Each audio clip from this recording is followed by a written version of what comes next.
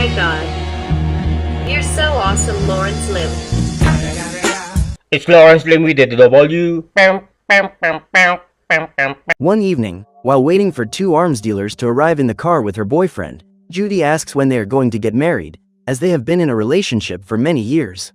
In response, Matt says that he will propose as soon as they are ready to have children, but the truth is that he only intends to be a father in the distant future. However, their plans are upended when Judy reveals that she is pregnant and tells him that she found out that morning. In recent days, the woman had been dreaming every night of two little boys dueling against each other in a card game and decided to take a pregnancy test.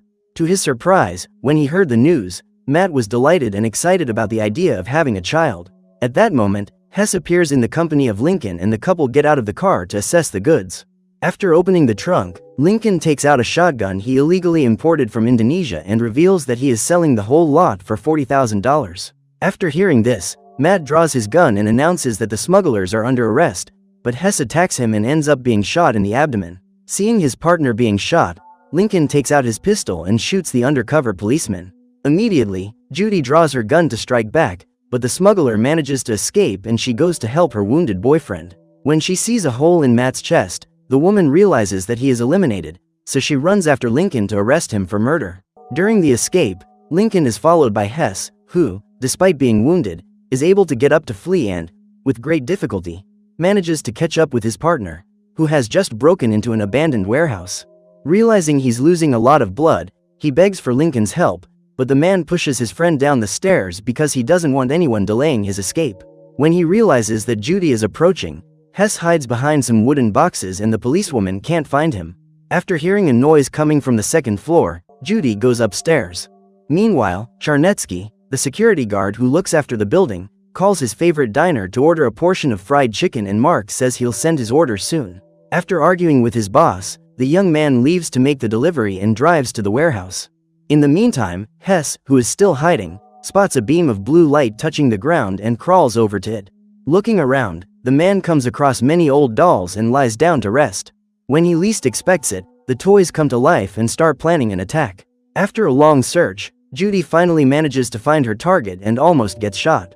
However, the woman quickly hides behind a shelf and then strikes back. When he realizes that he won't be able to escape the gunfire, Lincoln decides to engage in hand-to-hand combat and knocks the pistol out of the policewoman's hands. What he didn't realize was that Judy also knows how to fight and, even after taking a few blows, she knocks her opponent down and manages to handcuff him. While the woman keeps Lincoln in custody, Hess wakes up from his brief rest and realizes that the crank of a music box is turning by itself. Curious, he approaches to try to understand what is going on and is startled to see a demonic clown coming out of the box. While watching the doll, Hess ends up being attacked and the creature begins to bite him.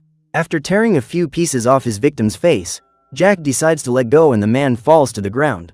As he is seriously injured, Hess is unable to get up and ends up having the fingers of his hand ripped off by a teddy bear. While the man lies on the ground in agony, a little boy comes up to him and thanks him for showing up, because now they can play together.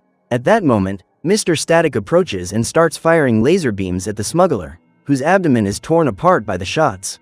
Hearing Hess's screams, Charnetsky wakes up from his nap and starts looking for where the noise is coming from.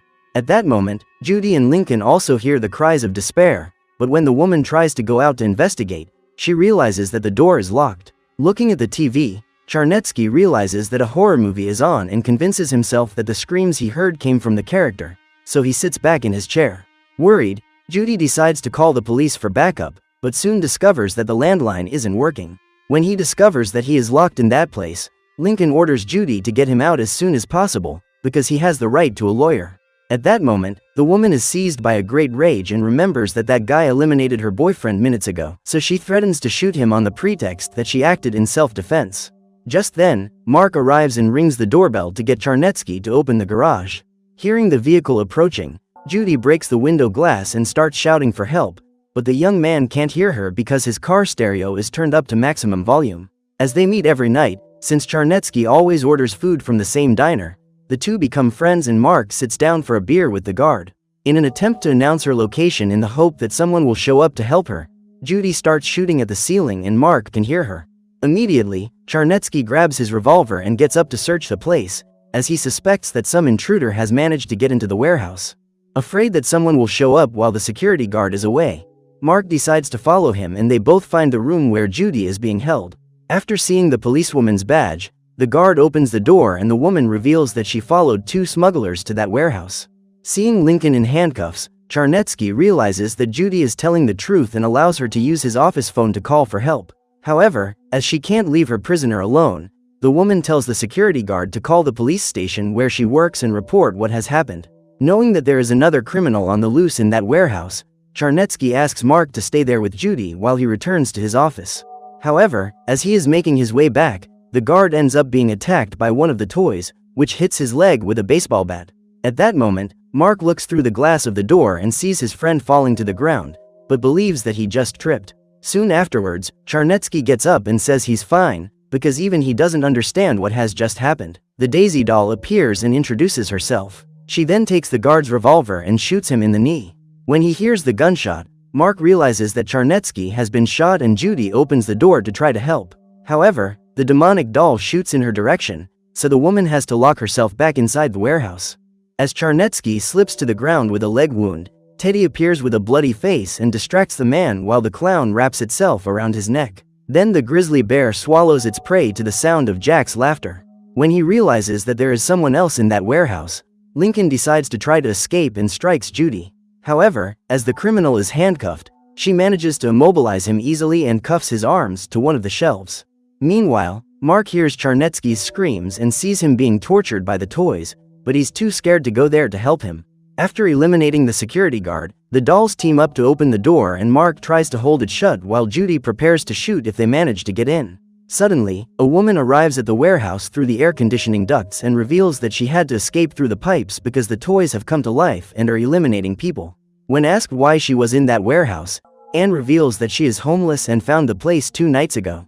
According to the young woman, her mother perished and her father is extremely aggressive, so she decided to run away from home because she was tired of being used as a punching bag. After eliminating the security guard, the Daisy doll drags his body to the place where Hess saw the blue beam of light form, because the blood of that human serves as food for her master. While thinking of a strategy to escape alive, Judy asks what that place is and Mark reveals that it's a warehouse used to store old toys that have never been sold. According to him, the entire building is locked until dawn and the only way out is through the loading gates, which are opened by means of a control. When she hears this, the policewoman remembers that Lincoln shot the locks off one of the doors when he broke in, so the group can escape through it. However, Anne claims that the toys blocked that passage as soon as Judy entered the building. The girl went there to investigate what was going on, as she heard numerous gunshots, and it was then that she saw the diabolical toys for the first time. According to the young woman, the whole building is haunted and bad spirits have possessed the bodies of the toys. When she hears this, Judy gets angry because she doesn't believe in supernatural creatures. Furious, she drops a pyramid of blocks on the floor and, when they stop spinning, they form the word believe. Immediately, Anne gets the message and starts asking the spirit questions. When asked about its purpose, the entity reveals that it takes pleasure in eliminating human beings and the group soon realizes that the attacks won't stop until everyone is eliminated. Suddenly, the spirit invades Lincoln's body and begins to use it to communicate with the others. The creature then reveals that it wants to possess the bodies of those people, because it needs flesh and blood to feed on. When Judy is about to shoot the criminal, he turns into a child and the policewoman feels confused, as she remembers that she has often dreamt about that young man over the last few nights. Soon afterwards, the man returns to his original form and the spirit says that Judy's body is the one he needs most, as she is carrying a baby in her womb. After saying these words, the evil spirit leaves and Lincoln faints. At that moment, Judy realizes that they need to get out of there as soon as possible and convinces Mark to accompany Anne through the ducts to look for an exit, so that they can call for help. In the meantime, she will remain in that room, as she cannot leave Lincoln alone, since he is under her responsibility. As soon as the young people enter the air conditioning ducts, Judy hears a voice calling her name and begins to look for where it is coming from. Looking at the doll's house, the woman faints and is transported into that small house, where she meets the young man of her dreams once again. The boy reveals that, for the time being, he resides on the astral plane and claims to be an evil spirit. At this point, he takes on countless forms to stir Judy's emotions. The demon then says that he is not part of the physical world and feeds on the fear and pain of humans. But that hasn't been enough to satisfy him. His true desire is to obtain a body to attach his soul to, because only then will he be able to get out of that warehouse. The entity says that it's been 66 years since he last tried to be born, but all the babies he attached himself to were stillborn. It was Halloween night and, after wrapping up the corpse of the newborn, Dr. Michaels handed it over to the children who knocked on his door asking for sweets. Mrs. July then asked the youngsters to plant that seed in fertile soil so that it could grow, and the children innocently followed her instructions. The trio then invaded the land of a construction company to plant the seed, but when they removed the fabric, they discovered that there was a baby's body inside. Terrified, the children threw the corpse into a hole and the evil spirit remained trapped there for 66 years until it finally broke free. However, in order to take on a human form, the entity needs to be born as a human, so it decides to attach itself to the fetus being carried by Judy. After saying this, the demon takes on the appearance of Matt and the woman begins to cry at the sight of him. As they slide down the ducts, Anne and Mark hear the sound of honking horns and look down to see some masked girls riding tricycles. On seeing them, Anne soon realizes that the girls are just hallucinating and tells them that they can't hurt them. However, it doesn't take long for the group to notice the presence of the youngsters and the pair have to hurry. Suddenly, the doll Daisy appears with a knife and pierces Mark's leg, but he manages to get rid of her with a kick. Soon after, Mr. Static invades the ducts and attacks Anne with his laser beams. Quickly, the young woman crawls her way out and manages to reach Charnetsky's office. Then Mark appears, knocks over the doll to make way and follows Anne into the office. Just as the young man was about to call the police, the two toys appear and start shooting. So Mark uses a lighter and aerosol spray to set them on fire. As soon as his enemies leave, he picks up the phone to make the call, then realizes that one of the shots has hit the handset and the phone has stopped working. Desperate, the young man opens the locker and grabs Charnetsky's shotgun to defend himself against the toys. Just then, the clown bursts into the office and attacks Anne. While trying to help the girl free herself, Mark becomes the next victim and Jack bites his neck. While the young man fights for his survival, Daisy returns and pierces Anne's face with her knife. After eliminating Jack with the rifle, Mark tries to hit the doll, but she manages to dodge his shots and runs away. At that moment, the young man realizes that Anne is eliminated and, when he looks at the TV, he sees the demon that brought those toys to life. The creature claims that with each elimination caused by its servants, it becomes stronger and guarantees that Mark will never escape alive. When she finally wakes up from her fainting spell, Judy realizes that Lincoln has managed to escape and immediately goes after him. While trying to find a way out of the building, Mark comes across a beautiful woman who tries to seduce him, but he soon realizes that it's just a hallucination. Then the woman turns into Anne and he is deeply saddened to be reminded of the tragic end the young woman suffered. When the hallucinations finally disappear, Mark continues on his way to the exit, but is caught by surprise by Lincoln, who strikes him to steal his shotgun. Just then, the demon invades the criminal's body and is about to shoot the young man when Judy appears and puts a bullet through Lincoln's head. Even so, the ghost keeps reviving his body, so Mark rips off the smuggler's head to make sure he doesn't get up to hurt them. When she discovers that Anne has been eliminated, Judy rushes to find a way out before the demon really gets hold of her unborn child. Just then, however, the pair are surrounded by a legion of possessed toys and both start shooting to try and clear the way. The problem is that no matter how many of those monsters they manage to eliminate, new diabolical toys keep appearing and trying to attack them.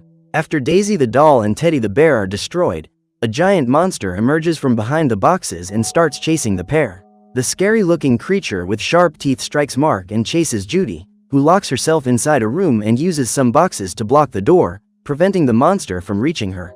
However, the woman soon discovers that there is nowhere to go and knows that sooner or later the toy will manage to break down the door. So she prepares to shoot, and when she sees the monster's claws, she begins to lose hope that she will escape alive. Determined to spare herself the suffering that follows, Judy considers taking her own life and is about to shoot herself in the head when she sees the door open and a little porcelain soldier asks her to follow him. However, when she finally manages to leave the room, the policewoman comes across the body of her eliminated boyfriend and the demon begins to use this hallucination to haunt her. Terrified, the woman faints and, at that moment, Mark finally manages to get up, having been thrown into a pile of cardboard boxes. While unconscious, Judy is dragged into the center of a pentagram and has her arms and legs tied so that she can't escape. Just as he was about to leave, Matt heard the policewoman's cries for help and decided to go back to help her. However, as he prepares to shoot the demon, the monster that had chased Judy returns and runs after the young man. Just as he is about to be devoured by the monster, Mark arrives at the garage and manages to get into his car. At that moment, he shoots the predator and tries to start the car. Seeing his enemy right in front of him, Mark reverses and then accelerates at high speed to run over the creature. After catching his predator, The young man shoots it in the fuel tank and causes an explosion to eliminate it once and for all. Before attaching itself to the fetus that the woman is carrying in her womb, the demon takes on its true appearance and transforms into a horrifying creature. His plan consists of invading Judy's body and devouring her baby's soul to take her place. He will then stimulate the development of the fetus so that it can be born before dawn and, during childbirth, the woman will suffer a painful elimination. However, just as the demon was about to put his plan into action, the little porcelain soldier appears and shoots the demon. While the enemy tries to recover from his wound, the little soldier helps Judy to free herself and soon after turns into the blonde boy the woman had been dreaming of for the last few days. Immediately, the demon also turns into a child and the two boys start fighting each other to decide who will inhabit Judy's womb. While they duel, the woman picks up a sword and stabs the demon in the back, helping her son to win the dispute. Just then, the blonde boy stands up and introduces himself as Judy's future son. According to him, that demon has been sent back to hell and will never disturb them again. After saying goodbye to his mother, the young man says he'll see her again in 8 months' time and turns back into a little porcelain soldier. When he returns to help Judy, Mark realizes that the woman is fine and is relieved to discover that the battle against the demon has been won. So what did you think of this movie? Leave it in the comments below. And if you liked the video, like and subscribe for more movie recaps. See you next time. I heard a rumor through the grapevine so bold.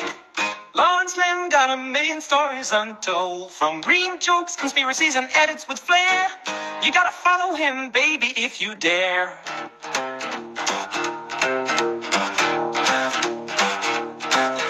Your feet feels empty without his magic touch. He got the blues and the laughs that you crave so much. With a click and a follow, you'll find some relief. Lawrence Lim's social media, a digital belief. Click, subscribe, don't miss a trick. Now, hey, leave your worries and come on, click today. Lawrence Lim's got the content right in line. Follow him now.